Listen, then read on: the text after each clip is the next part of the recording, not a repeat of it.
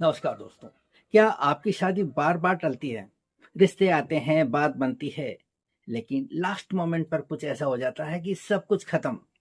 तो रुकिए, ये आपके एफर्ट की कमी तो हरगिज नहीं है, ये प्लेनेट टाइमिंग और एनर्जी का ब्लॉकेज हो सकता है।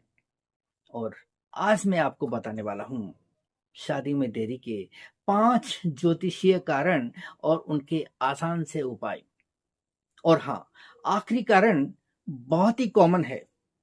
80% लोगों की कुंडली में यही समस्या हमें देखने को मिलती है। और पांचवा कारण जानने के बाद आपको लगेगा कि ओह, यही वो समस्या थी, डिले की।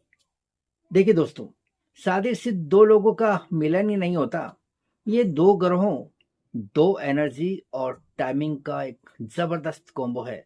जब इनमें से कोई भी ग्रह अगर ब्लॉक हो जाए तो रिश्ता टलता ही रहता है, चाहे फिर आप कितना ही एफर्ट क्यों न लगा लें। मैंने अभी तक हजारों कुंडलियां देखी है और पाया है कि ज्यादातर मामलों में यही 5 ग्रह डिले क्रिएट करते हैं। आज हम इन्हें डिकोड करेंगे स्टेप बाय स्टेप। पहला कारण, सेवंथ हाउस में सैटर्न या मार्स का होना।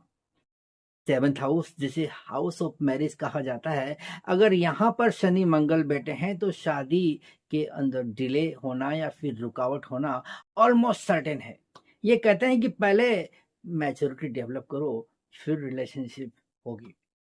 क्या आपने भी महसूस किया है कि हर रिश्ता बिल्ड होते होते फेड हो जाता है? That's Saturn Mars energy in action. अब इसके उपाय क्या हैं?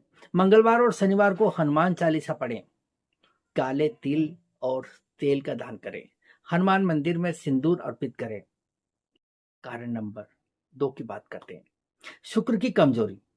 शुक्र लव, अट्रैक्शन और रिलेशनशिप का सबसे बड़ा कारक ग्रह है। अगर शुक्र नीच राशि में है या पाप घरों के द्वारा पीड़ित है तो परफेक्ट पार्टनर आपको नहीं मिलने वाला।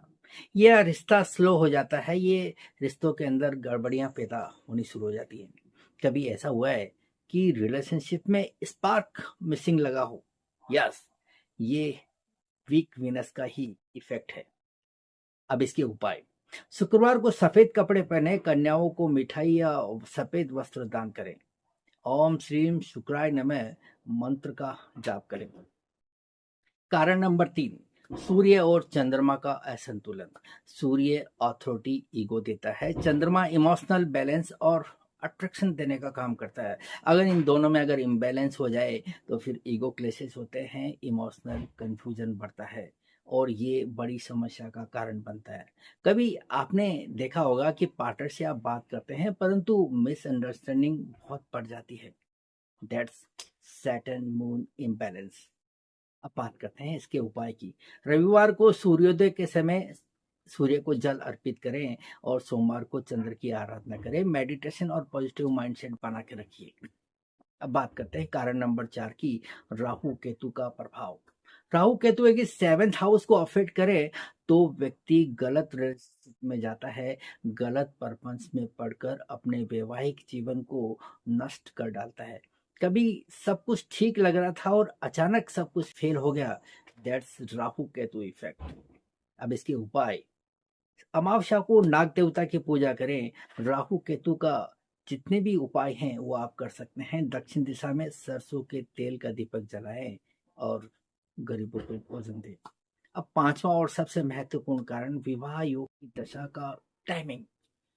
कुंडली में परफेक्ट प्लेनेट हो सकते हैं, लेकिन अगर समय सपोर्टिव नहीं है तो शादी नहीं हो सकती। आपको सही टाइमिंग की आवश्यकता पड़ेगी ही पड़ेगी। याद रखिए, प्लेनेट सही टाइमिंग तक वेट करवाते हैं आपको सक्सेस और मैरिज के लिए, और फिर उसी के अनुसार सब कुछ हमारे जीवन में घटित होता है। उपाय। रोज सुबह 10 मिनट ध्यान करें, सप्तम भाव के ग्रह और शुक्र के 20 मंत्रों का जाप करें। पूर्णिमा को कन्याओं को वस्त्र दान करें। तो दोस्तों, अब आपने जाना कि शादी में देरी के 5 ज्योतिषीय कारण और उनके आसान प्रैक्टिकल उपाय। याद रखिए, ज्योतिष सिर्फ फ्यूचर प्रेडिक्शन नहीं करता, ये आपकी एनर्जी और टाइमिंग का रोड मैप है।